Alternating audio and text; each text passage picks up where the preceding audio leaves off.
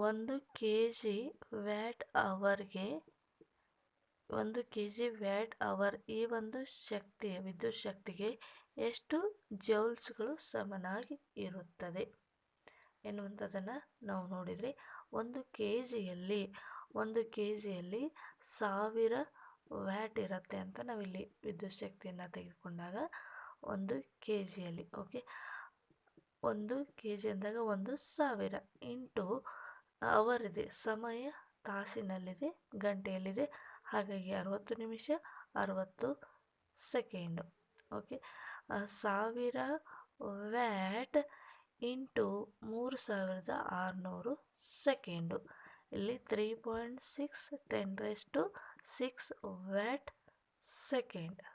Okay ಹಾಗಾದರೆ 3.6 10⁶ joules 1 kilo watt ಅವರ್ಗೆ 3.6 10⁶ ಜೌಲ್ಸ್ನಷ್ಟು ಸಮನಾಗಿ ಇರುತ್ತದೆ.